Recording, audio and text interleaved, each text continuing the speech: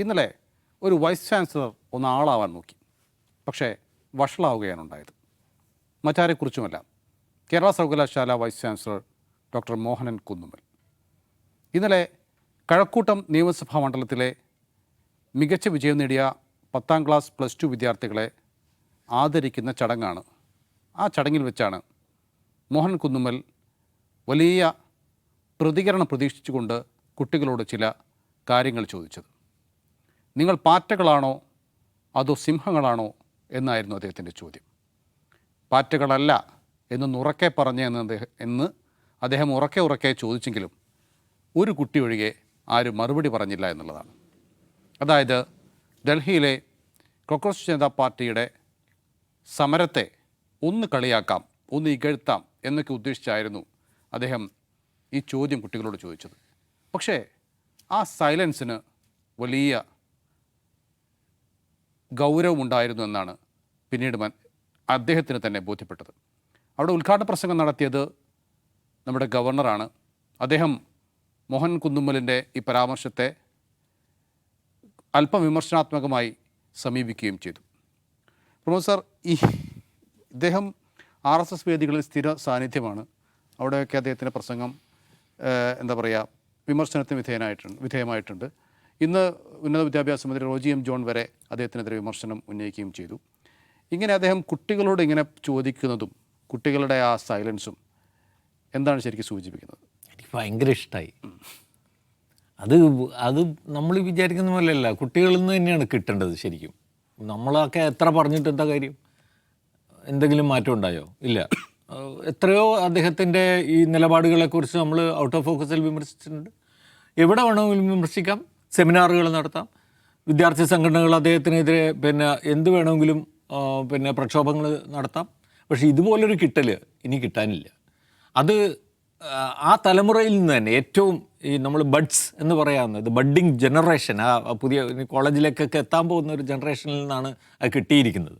അത് വളരെ നന്നായി. കാരണം ഈ നമ്മൾ കാണുന്ന ഒരു കാഴ്ചയല്ല ഈ കുട്ടികൾ കാണുന്നതെന്ന് മനസ്സിലാക്കാനുള്ള ഒരു സാമാന്യ വിവേകം VC ആണെങ്കിലും, ഇപ്പം അങ്ങനെ പറയാൻ കഴിയും. സാധാരണ നമ്മൾ വി സിയെ പോലൊരാൾ എന്നൊക്കെ പറയുമല്ലോ, ഇപ്പം അങ്ങനെയല്ല, VC ആണെങ്കിലും ഉണ്ടാവേണ്ടതാണെന്നേ പറയാൻ കഴിയും. കാരണം VC സ്ഥാനത്തേക്ക് വന്നുകൊണ്ടിരിക്കുന്ന ആളുകളെക്കുറിച്ച് നമുക്കിപ്പോൾ ഏകദേശം ഒരു ധാരണയുണ്ടല്ലോ. അപ്പോൾ അങ്ങനെ നോക്കുകയാണെങ്കിൽ ശരിക്കും പറഞ്ഞു കഴിഞ്ഞാൽ ആ കുട്ടികൾക്ക് ചെയ്യാവുന്ന ഏറ്റവും മികച്ച കാര്യം അവരവിടെ ചെയ്തു. ഞാൻ പറയുന്ന അവർ +2 മികച്ച വിജയം നേടിയതിനേക്കാൾ ഉപരിയായ ഒരു വിജയമാണ് അവരവിടെ സ്ഥാപിച്ചത് എന്ന് പറയാം. ഒരർത്ഥത്തിൽ നോക്കിക്കഴിഞ്ഞാൽ ഒരുപക്ഷെ ഇങ്ങനെ ഒരു കാഴ്ച നമുക്ക് ചിന്തിക്കാം. അതായത് ഇത് പല വീടുകളിൽ നിന്നും പല സ്ഥലങ്ങളിൽ നിന്നായിട്ട് വന്നു ചേർന്ന കുട്ടികളാണ്. അവരൊരു പൊതു സ്വഭാവത്തിലല്ല അവിടെ ഇരിക്കുന്നത്. അവരോട് എല്ലാവരോടും കൂടി ഒന്നിച്ചൊരു കാര്യം പറഞ്ഞു കഴിഞ്ഞാൽ ഇതല്ല എങ്കിൽ പോലും അവർ പറയാൻ സാധ്യത കുറവാണ്. അത് ചിന്തിക്കാനുള്ളൊരു വിവേകം പോലും വീസിക്കില്ല. കാരണം ഒരു യൂണിയൻ അല്ലല്ലോ, അവർ പലയിടത്തുനിന്നായിട്ട് വന്നിട്ടുള്ള പലതരം കുട്ടികളാണ്. നമുക്ക് തന്നെ അറിയാം. അത് അങ്ങനെയുള്ള കുട്ടികൾക്കെല്ലാം ഒന്നിച്ചൊരു കാര്യം പറഞ്ഞാലൊന്നും അങ്ങനെ എളുപ്പമൊന്നും പറയില്ല. ഈ എന്താ പറയുക, യോജിപ്പ് കൂട്ടായ്മ എന്നൊക്കെ പറയുന്നതിന് വേറൊരു അർത്ഥമൊക്കെ ഉണ്ട്. അത് ഇവർക്ക് മനസ്സിലാവില്ല. അപ്പോൾ അതുകൊണ്ട് ആ സന്ദർഭം എന്ത് തന്നെയാലും കേരളീയ സമൂഹത്തിന് മുമ്പിൽ അതൊരു നല്ല ദൃഷ്ടാന്തമായി. എന്താണ് ഈ സ്ഥാനങ്ങളിലിരിക്കുക, പ്രത്യേകിച്ച് വൈസ് ചാൻസലർ പോലൊരു സ്ഥാനത്തേക്കൊക്കെ ഏതെങ്കിലുമൊക്കെ പൊളിറ്റിക്കൽ താല്പര്യങ്ങൾ വെച്ച് കൊണ്ടുവന്ന് ഇരുത്തുന്ന ആളുകൾ എങ്ങനെ വിഡ്ഢിവേഷം കെട്ടുന്നു, അല്ലെങ്കിൽ എങ്ങനെ അവർ വിഡ്ഢികളായി തീരുന്നു, അവരെക്കാൾ എത്രയോ ഇളമുറ ആളുകളുടെ മുമ്പിൽ എങ്ങനെ വിഡ്ഢികളായിത്തീരുന്നു. നാളെ ഈ വിദ്യാഭ്യാസ സമ്പ്രദായത്തെയും വിദ്യാഭ്യാസ മേഖലയെയും ഒക്കെ മുന്നോട്ട് കൊണ്ടുപോകേണ്ട, അതിലേറ്റവും മികച്ച വിളവ് കൊയ്യേണ്ട ആളുകൾ തന്നെ അവരെ വളരെ വ്യക്തമായി അവർക്കൊരു ചിത്രം കൊടുക്കുന്നുവെന്ന്.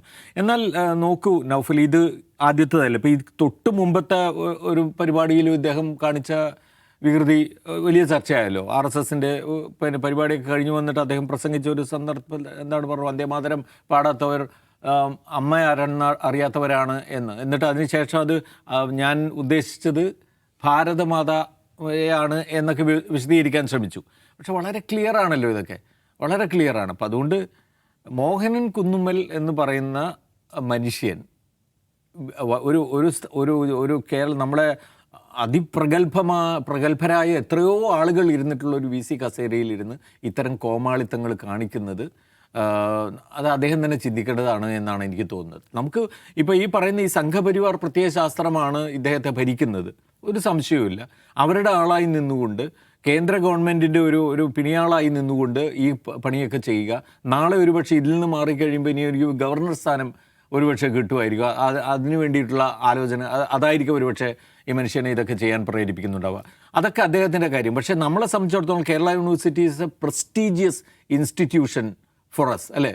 അവിടെ ഇരുന്നിട്ട് ഇത്തരം സംഗതികൾ ചെയ്യുന്നു എന്നുള്ളതാണ് നമ്മളെ ഒരു കേരളത്തെ ആകെ ലജ്ജിപ്പിക്കേണ്ട ഒരു കാര്യമാണത്. അപ്പോൾ അവിടെ എന്താണ് നമ്മൾ ചെയ്യാനുള്ളത്? അവിടെ ഇതിപ്പോൾ അതുമാത്രമല്ല, ഇപ്പോൾ കാലടി സർവകലാശാലയിൽ നടക്കുന്ന സമരം നമ്മൾ കണ്ടല്ലോ. കാലടി സർവകലാശാല വളരെ കൃത്യമാണ് ആ തിയേറ്റർ വിദ്യാർത്ഥികൾ നടത്തിയ സമരം എന്തായിരുന്നു എന്നും അത് ഏത് നിലയ്ക്കാണ് അത് പ്രതീകാത്മകമായ ഒരു ഒരു തിയേറ്റർ പോലെ തന്നെയുള്ളൊരു സമരം അവിടെ നടന്നത് എന്നും ഒക്കെ ബാക്കി എല്ലാവർക്കും അറിയാം.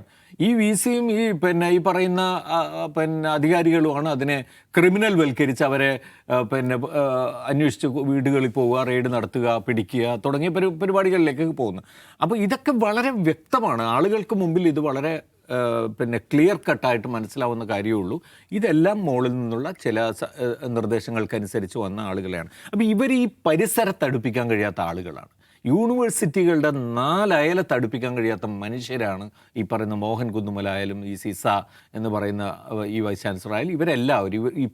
ഇവരിലൂടെ ഇപ്പോൾ ഈ പറയുന്ന കേന്ദ്ര ഗവൺമെൻറ് വന്നതിന് ശേഷം നമ്മളുടെ യൂണിവേഴ്സിറ്റി തലങ്ങളിൽ നിയമിക്കപ്പെട്ടിട്ടുള്ള എല്ലാവരും തന്നെ ഈ ഭാഗത്തെ അടുപ്പിക്കാൻ കഴിയാത്ത ആളുകളാണ്. അത് സംഭവിക്കുന്നുണ്ടെങ്കിൽ നമുക്ക് അതിനൊരു പരിഹാരമായിട്ടാണ് കഴിഞ്ഞ ഗവൺമെൻറ്റിൻ്റെ കാലത്ത് ഈ യൂണിവേഴ്സിറ്റി ബില്ലുകൾ കൊണ്ടുവന്നത്. കഴിഞ്ഞ ഗവൺമെൻറ് കൊണ്ടുവന്ന ആ ബില്ലിൻ്റെ അവസ്ഥ നമുക്കറിയാം. അത് ഗവർണർ പ്രസിഡന്റിനെ അയക്കുന്നു, പ്രസിഡന്റ് അത് വെച്ചിരിക്കുന്നു, അതിനപ്പുറം ഒന്നും നടക്കുന്നില്ല. സുപ്രീം കോടതി ഇതുമായിട്ടൊക്കെ ബന്ധപ്പെട്ട കാര്യങ്ങൾ തമിഴ്നാടിൻ്റെ കേസിൽ പരിശോധിച്ചുവെങ്കിലും ഗവർണർ ഒരുപാട് കാലം നീട്ടിക്കൊണ്ടു പോകാൻ പാടില്ല എന്നുള്ള ഉത്തരവ് നൽകി. പക്ഷേ അത് വീണ്ടും പ്രസിഡൻഷ്യൽ റെഫറൻസ്, പ്രസിഡന്റിനെയും കൂടി അതിൽ പെടുത്തിക്കൊണ്ട് പ്രസിഡൻഷ്യൽ റെഫറൻസ് വന്നു. ഒടുവിൽ അതിപ്പോൾ എന്താ പറയുക, ഭരണഘടനാ ബെഞ്ച് പറഞ്ഞിരിക്കുകയാണ് ഒരു നിശ്ചിത കാലയളവ് നിശ്ചയിക്കാൻ കഴിയില്ല എന്ന്. അപ്പോൾ ഈ ഗവൺമെൻറ് ഇനി എന്താണ് ചെയ്യേണ്ടത്? ആ ബില്ലിൻ്റെ കാര്യം നമുക്ക് നോക്കാൻ പറ്റില്ല. അത് വീണ്ടും എടുത്ത് തിരിച്ചു കൊണ്ടുവന്നിട്ട് ഇവരെ നിലക്ക് നിർത്തുക എന്ന് പറയുന്നതൊന്നും പോസിബിൾ അല്ല. പുതിയ വഴികൾ ആലോചിക്കണം. UDF ഗവൺമെൻറ് പുതിയ വഴികൾ ആലോചിക്കണം. മന്ത്രി റോജി എം ജോൺ തന്നെ ഇക്കാര്യത്തിൽ വെറുതെ പ്രസ്താവന അടിച്ചതാണെന്നാൽ പോരാ. അതൊക്കെ അതിൻ്റെയൊക്കെ കാലം കഴിഞ്ഞു. എന്താണ് ചെയ്യാൻ പോകുന്നത് എന്നുള്ള പ്ലാൻ ഉണ്ടാക്കണം. ഈ സർക്കാർ അത് ആലോചിക്കണം. ഈ നിലയിൽ ഈ വി സിമാർ ഈ സർവകലാശാലകളെ ഇതിവിടെ മാത്രമല്ല നിൽക്കുന്നത്. ഇതിപ്പോൾ ഇനി ഇപ്പോൾ ഇന്നൊരു കോളേജിൽ തിരുവനന്തപുരം എഞ്ചിനീയറിംഗ് കോളേജിൽ വന്ദേമാതരം മുഴുവൻ പാടുന്നു. അവിടെ മറ്റു വിദ്യാർത്ഥികൾ, അപ്പോൾ ഇത് സംഘർഷമുണ്ടാക്കുന്ന രീതിയിലേക്ക് ഇത് വളരുകയാണ്. അപ്പോൾ അതൊക്കെ അത് കേരളീയ വിദ്യാഭ്യാസ അന്തരീക്ഷത്തിൽ ഒട്ടും അനുവദിക്കാൻ പാടില്ലാത്ത കാര്യങ്ങളാണ്. അത് തടയാനുള്ള മാർഗങ്ങൾ ആലോചിക്കാനുള്ള ഉത്തരവാദിത്വം VD സതീശൻ സർക്കാരിന് നിശ്ചയമായും ഉണ്ട്. ജമി, ഈ സമകാലിക സംഭവങ്ങളിലൊരു ഇൻസൈറ്റ് ഒന്നും ഈ വി സിക്ക് ഇല്ലാന്ന് തോന്നുന്നു. കാരണം എന്താ വെച്ചാൽ ഇപ്പോൾ കഴക്കൂട്ടം മണ്ഡലം എന്ന് പറഞ്ഞാൽ ബി ജെ പി വിജയിച്ച ഒരു മണ്ഡലമാണ്. അപ്പോൾ സ്വാഭാവികമായും അവിടുത്തെ ഒരു ജനസംഖ്യ, അവിടുത്തെ വോട്ടർമാരുടെ കണക്കൊക്കെ എടുക്കുമ്പോൾ ഒരുപക്ഷെ BJP മാതാപിതാക്കളുടെ വലിയൊരു വിഭാഗം BJP മാതാപിതാക്കളുടെ മക്കളായിരിക്കും ഒരുപക്ഷെ അവിടെ ഇത് സമ്മാനം വാങ്ങാൻ വന്നിട്ടുണ്ടായിരിക്കുക.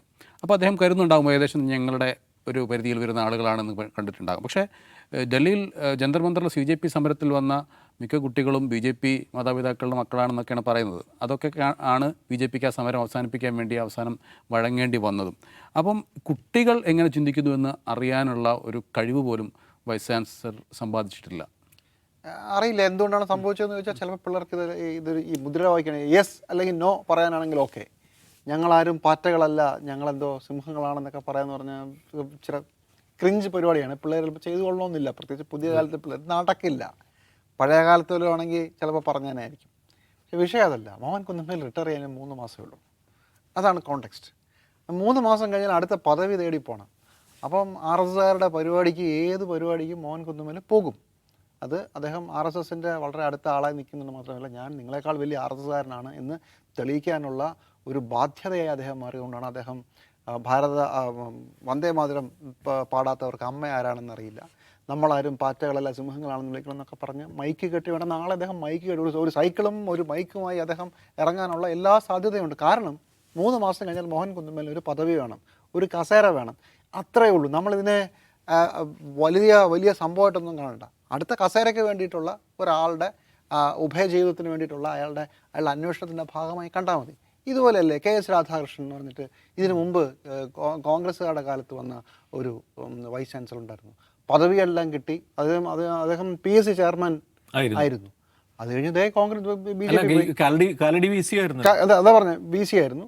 അതിന് മുമ്പ് PSC ചെയർമാൻ ആയിരുന്നു. അത് കഴിഞ്ഞപ്പോഴത്തേക്കും BJP പോയി. എന്ത് കോൺഗ്രസ് എന്ത് BJP 4 കസേര കിട്ടിയാൽ അവിടെ പോയി ഇരിക്കും. കസേരയാണ് ഞങ്ങളുടെ കാര്യമെന്ന് തെളിയിച്ച മറ്റൊരു മനുഷ്യൻ്റെ പേരാണ്. അല്ലാതെ എന്തെങ്കിലും രാഷ്ട്രീയമായി നമുക്ക് കസേര കിട്ടിയില്ല, അപ്പോൾ അപ്പുറത്ത് പോയി. ഈ വൈസ് ചാൻസലർ പദവിക്ക് എന്തോ വലിയ വിശുദ്ധി ഉണ്ടെന്ന് വെച്ചാൽ എനിക്ക് അതിനോട് അഭിപ്രായ വ്യത്യാസമുണ്ട്. 90കളുടെ തുടക്കത്തിലാണ് കേരളത്തിലെ ഏറ്റവും വലിയ വൈസ് ചാൻസലർക്കെതിരായ സമരം ഇതേ കേരള യൂണിവേഴ്സിറ്റിയിൽ നടന്നത്. JV വെള്ളനിലത്തിനെതിരായ സമരം. കള്ള ഡിഗ്രി വാങ്ങിച്ചുവെന്നും അയാൾക്ക് ഈ പദവിയിലിരിക്കാൻ യോഗ്യതയില്ലെന്നും അന്ന് സസെക്സ് യൂണിവേഴ്സിറ്റി എന്ന് പറഞ്ഞ ഒരു തട്ടിപ്പ് യൂണിവേഴ്സിറ്റിയുടെ സർട്ടിഫിക്കറ്റ് ഡോക്ടറേറ്റ് അദ്ദേഹത്തിന് കിട്ടി എന്നുള്ളതുമായിരുന്നു ഏറ്റവും വലിയ ആക്ഷേപം. അപ്പോൾ അങ്ങനല്ല, അല്ലെങ്കിലും അദ്ദേഹത്തിന് യോഗ്യതയുണ്ട്. അപ്പോൾ തിരിച്ചു വെച്ച് ഈ കള്ള ഡിഗ്രി വാങ്ങിക്കേണ്ട ഒരാൾക്ക് ഈ പദവിയിലിരിക്കാൻ യോഗ്യതയുണ്ടോ ഇങ്ങനെയൊക്കെ ചോദിച്ചിട്ട് അന്ന് വലിയ തർക്കം നടന്നു. പക്ഷേ JV വെള്ളനിലം SFIയുടെ സമരം പരാജയപ്പെട്ടു. ആ ടേം മുഴുവൻ കംപ്ലീറ്റ് ചെയ്തിട്ടാണ് പോയത്. ഭയങ്കര കലുഷിതമായ അന്തരീക്ഷമായിരുന്നു. ചുരുക്കി പറഞ്ഞാൽ അങ്ങനെ ഈ അധികാര സ്ഥാനങ്ങളിൽ പോയി കാക്ക പിടിച്ചും കാല് പിടിച്ചും മറ്റ് പല പാരിതോഷികങ്ങൾ കൊടുത്തുമൊക്കെ പദവി നേടുന്ന ഒരു ചരിത്രം മുമ്പേ ഉണ്ട്. അതുകൊണ്ട് തന്നെ ഈ വിദ്യാഭ്യാസ മേഖലയിലെ വൈസ് ചാൻസലർ പദവിക്ക് അങ്ങനെ എന്തെങ്കിലും ഒരു വലിയ എന്താ ഒരു സാങ്ക്ടിറ്റി ഉണ്ട് എന്ന് ഞാൻ കരുതുന്നില്ല. ഇങ്ങനെയൊക്കെയാണ് കുറേ കാലമായിട്ട് നടന്നുകൊണ്ടിരിക്കുന്നത്. അതിൻ്റെ ഭാഗമാണ്. ഇനി RSS മാത്രമാണോ? മോഹൻ കുന്നുമേൽ RSSകാരനായി എന്നതുകൊണ്ട് അയാൾ എതിർക്കപ്പെടണം എന്നുള്ളതല്ലല്ലോ നമ്മുടെ വിഷയം. ഒരു വൈസ് ചാൻസലർ രാഷ്ട്രീയം പറയാമോ, രാഷ്ട്രീയ പാർട്ടികളുടെ പരിപാടിയിൽ പോകാമോ, രാഷ്ട്രീയത്തിന് അതീതമായി നിൽക്കേണ്ട ഒരാൾ കക്ഷി രാഷ്ട്രീയത്തിൻ്റെ വക്താവായി മാറാമോ എന്നുള്ളതല്ലേ നമ്മുടെ വിഷയം. അതിപ്പോൾ CPMൻ്റെ പരിപാടിയിൽ പോയാലും കോൺഗ്രസിൻ്റെ പരിപാടിയിൽ പോയാലും ഇതേ പ്രശ്നം നമുക്കുണ്ട്. അല്ലാതെ മോഹൻ കുന്നുമേൽ RSSകാരനെ എതിർക്കണം എന്ന ഒരു നിലപാടിലല്ല ഈ വിഷയം. അങ്ങനെ നോക്കിയാൽ എത്രയോ കാലമായി കക്ഷി രാഷ്ട്രീയത്തിൻ്റെ ഭാഗമായി മാത്രമാണ് കേരളത്തിൽ വൈസ് ചാൻസലർമാർ നിയമിക്കപ്പെട്ടിട്ടുള്ളത്. ഞാൻ മുമ്പ് പറഞ്ഞ പേരുകൾ മാത്രമല്ല, എത്രയോ പേര് കേരള കോൺഗ്രസിൻ്റെ തന്നെ നമ്മുടെ നോമിനി കേരള കോൺഗ്രസിന് 1, മുസ്ലിം ലീഗിന് 2, ഒരു മുസ്ലിം, ഒരു ഈഴവൻ. ഏറ്റവും നാണം കെട്ടുന്ന രീതിയിൽ ആ യൂണിവേഴ്സിറ്റിയിൽ ഒരു ഈഴവനുണ്ട്. അപ്പോൾ ഇപ്പോഴത്തെ യൂണിവേഴ്സിറ്റിയിൽ ഒരു മുസ്ലിം വേണമെന്ന് പറഞ്ഞ് തുടങ്ങും ചർച്ച. മതപരമായ ബാലൻസിങ് എന്ന് തുടങ്ങും. അതിനുശേഷം ജാതിപരമായ ബാലൻസിങ് വരും. പിന്നെ പാർട്ടി ബാലൻസിങ് വരും. ഇങ്ങനെ ബാലൻസ് ചെയ്തും ഒരു നാണമില്ലാതെ ഇത്തരം ക്യാമ്പയിൻ നടത്തിയല്ലേ കേരളത്തിലെ വൈസ് ചാൻസലർ പദവികളും മറ്റുമൊക്കെ വീതം വെച്ചുകൊണ്ടിരുന്നത്. അപ്പോൾ എന്ത് സാങ്ക്ടിറ്റിയെക്കുറിച്ചാണ് ഏത് രാഷ്ട്രീയ പാർട്ടിയും പറയുന്നത്? അതൊന്ന്. 2, ഈ യോഗ്യതകൾ ഉണ്ടായിരിക്കെ ഈ ബാലൻസിങ് നടത്തുന്നുണ്ടോ? അല്ല, അതിൻ്റെ പ്രശ്നം അതുകൊണ്ട് അതാണോ പ്രധാനപ്പെട്ട കാര്യം? നമ്മുടെ ഒരാളെ വെക്കാൻ വേണ്ടിയിട്ട് എങ്ങനെ ഇതിനെ സെറ്റ് ചെയ്യാം എന്നുള്ളതാണോ ആലോചിക്കുന്നത്? അതായത് അവിടെ 2 മുസ്ലിം, ഇവിടെ ഒരു ഈഴവൻ എന്ന് പറയും, അതോ ഇവിടെ ഒരു മുസ്ലിം അവിടെ 2 ഈഴവൻ? അങ്ങനെയാണെങ്കിൽ ഈ യൂണിവേഴ്സിറ്റിയിൽ ഇന്നാർക്ക് കിട്ടും, നമ്മുടെ ആൾ ഇവിടെയാണ് ഇരിക്കുന്നത്, ഇങ്ങനെ തിരിക്കും. ഇങ്ങനെയൊക്കെയുള്ള പരിപാടികൾക്കാണ് വരുന്നതെങ്കിൽ നിങ്ങൾ ബേസിക് ക്വാളിറ്റിയെക്കുറിച്ചല്ല പറയുന്നത്. നിങ്ങൾ പറയുന്നത് എന്തോ വലിയ ഒരു മഹത്തരമായ ഒരു സീറ്റാണ് എന്ന് പറഞ്ഞാൽ മഹത്തരമായ ആളുകൾ എല്ലാത്തിനും അതീതമായി വരണമെന്നാണ്. ഇതിപ്പോൾ ജാതി മത രാഷ്ട്രീയ പരിഗണനകളും മറ്റുമൊക്കെ ആലോചിച്ച് വരുമ്പോൾ ഈ പറഞ്ഞ സാങ്ക്ടിറ്റി അതിനില്ല എന്നുള്ളതാണ്. സംവരണം എന്ന് പറയുന്ന വേറൊരർത്ഥത്തിൽ അതിൻ്റെ മെറിറ്റിനെ കളയല്ല. പക്ഷേ അടിസ്ഥാനപരമായി രാഷ്ട്രീയം, മതം, ജാതി ഇതൊക്കെ വെച്ചിട്ടുള്ള ലോബിയിങ് ആണ് നടക്കുന്നത്. വെള്ളാപ്പള്ളി നടേശൻ പറഞ്ഞാൽ, അല്ലെങ്കിൽ NSS പറഞ്ഞാൽ, അല്ലെങ്കിൽ ക്രിസ്ത്യൻ സഭ പറഞ്ഞാൽ, അല്ലെങ്കിൽ വേറെ ഏതെങ്കിലും മുസ്ലിം സമുദായത്തിലെ ആരെങ്കിലും പറഞ്ഞാൽ കൊടുക്കേണ്ടതാണ്. അവരുടെ ശുപാർശ വളരെ പ്രധാനപ്പെട്ടതാണ്. MG യൂണിവേഴ്സിറ്റിയിൽ ഒരു സമയത്ത് കേരള കോൺഗ്രസ്സുകാർ പറയുന്നതേ നടക്കുള്ളൂ. കേരള കോൺഗ്രസിന് വേണ്ടിയിട്ട് ക്യാമ്പയിൻ ഉണ്ട്. അത് സ്വാഭാവികമായും ക്രിസ്ത്യാനി ആയിപ്പോവും. പക്ഷേ വിഷയം കേരള കോൺഗ്രസ്സാണ്. മുസ്ലിം ആകുന്നതല്ല, മുസ്ലിം ലീഗുകാരനാകുന്നതാണ് മിക്കവാറും അതിൻ്റെ ക്രൈറ്റീരിയ. ഇതാണ് ഈ പറയുന്നതിലെ വ്യത്യാസം. അപ്പോൾ എന്തതിനകത്ത് കാര്യം? പ്രത്യേകിച്ച് വലിയ കാര്യമൊന്നുമില്ല. അതുകൊണ്ട് വൈസ് ചാൻസലർമാർ എന്തോ മഹത്തരമായ കക്ഷികളാണ് എന്ന് പറയുന്നൊരു വാദം നമുക്ക് ഒന്നാമതായി അവസാനിപ്പിച്ച് വയ്ക്കാം. 2, സർക്കാരുകൾ ഇത്തരം ആളുകളോട് എടുക്കുന്ന നിലപാടിനെ കുറിച്ചാണ്. ഇപ്പം മോഹൻ കുന്നുമലിനെ ഒന്നും ചെയ്യാൻ പറ്റില്ല. RSS പരിപാടിയിൽ പോയി പ്രസംഗിച്ചു എന്നുള്ളതുകൊണ്ട് പ്രത്യേകിച്ച് ഒന്നും ചെയ്യാൻ പറ്റില്ല. അതിനെക്കുറിച്ച് മന്ത്രിക്ക് വേണേൽ കുറച്ച് പ്രസ്താവനയൊക്കെ ഇറക്കാൻ മാത്രമേ ഉള്ളൂ. പക്ഷേ ഇനിയെങ്കിലും CPMൻ്റെ ലെഫ്റ്റ് സർക്കാരിൻ്റെ നോമിനിയായി വന്ന ആളാണ് മോഹൻ കുന്നുമൽ എന്നത് മറക്കരുത്. KS രാധാകൃഷ്ണൻ വൈസ് ചാൻസലർ ആകുന്നത് കോൺഗ്രസിൻ്റെ നോമിനിയായിട്ടാണ്. അപ്പോൾ അങ്ങോട്ടും ഇങ്ങോട്ടും പക്ഷം അറിയുന്നതിന് നമുക്കൊന്നും ചെയ്യാൻ പറ്റില്ല. പക്ഷേ അക്കാഡമിക് ക്വാളിഫിക്കേഷൻ ഉള്ള, അഡ്മിനിസ്ട്രേറ്റീവ് സ്കില്ലുള്ള ആളുകളെ വയ്ക്കുക, മര്യാദയ്ക്ക് അതെങ്കിലും നടന്നു പോട്ടെ എന്നത് മാത്രമേ നമുക്ക് ആലോചിക്കാൻ പറ്റുള്ളൂ. രാഷ്ട്രീയം ഇന്ന് മാറും, ഇന്നത്തത് നാളെയാവും, നാളത്തത് മറ്റന്നാൾ എന്തോ ആയിക്കൊണ്ട് പോട്ടെ എന്ന് നമുക്ക് ആലോചിക്കാൻ പറ്റുള്ളൂ. അക്കാഡമിക് സ്കില്ലും അഡ്മിനിസ്ട്രേറ്റീവ് കപ്പാസിറ്റിയുമുള്ള ആളുകൾ വന്നാൽ സർവകലാശാല കുറച്ചുകൂടെ മര്യാദയ്ക്ക് നടക്കും. അതാണ് നമ്മൾ ആലോചിക്കേണ്ടത്. വൈസ് ചാൻസലർ മാത്രമാണ് ഒരു സർവകലാശാലയുടെ പ്രശ്നം. ഈ പറഞ്ഞ സിൻഡിക്കേറ്റും സെനറ്റും കാട്ടിക്കൂട്ടുന്ന കോമാളിത്തരങ്ങൾ നമ്മൾ എത്ര കണ്ടിട്ടുണ്ട്. ഈ മോഹൻ കുന്നുമ്മലിനെ ഒരു വശത്ത് നിർത്തിക്കൊണ്ടല്ലേ 5-6 മാസങ്ങൾക്ക് മുമ്പ് കേരള യൂണിവേഴ്സിറ്റിയിൽ ഒരു സ്വകാര്യ ചടങ്ങിൽ ഭാരതാംബയുടെ ചിത്രം വെച്ചു എന്ന് പറഞ്ഞ് അവിടെ അലമ്പുണ്ടാക്കിയത്. അത് സ്വകാര്യ ചടങ്ങായിരുന്നു. എന്നിട്ടും രാജാവിനേക്കാൾ വലിയ രാജഭക്തി കാണിച്ചുകൊണ്ട് SFI പിള്ളേരെ ഇറക്കി വിട്ടിട്ടാണ് ആ പരിപാടി കുളവാക്കാൻ ശ്രമിച്ചത്. വലിയ ബഹളം ഉണ്ടായി. അതിന് തൊട്ട് മുമ്പ് രജിസ്ട്രാറാണ് തടയാൻ ശ്രമിച്ചത്. ഒരു തരത്തിലും തടയാൻ അവർക്ക് യാതൊരു റൈറ്റും ഇല്ലാത്ത കാര്യമായിരുന്നു. ഇത് ബേസിക് പൊളിറ്റിക്സ് അകത്ത് കളിക്കുമ്പോൾ ഇതും വരും. ഒരു വശത്ത് മോഹൻ കുന്നുമ്മലിൻ്റെ അഭ്യാസങ്ങളുണ്ടാവും, ഇപ്പുറത്ത് അതിനെ എതിർക്കുന്ന രാഷ്ട്രീയ പാർട്ടിയിലെ അഭ്യാസം ഉണ്ടാവും. അഭ്യാസമല്ലാതെ പ്രത്യേകിച്ച് ഒന്നും നടക്കുന്നില്ല എന്നുള്ളതാണ് ഇതിനകത്ത് ടേക്ക് അവേ ആയിട്ട് കാണുന്നത്.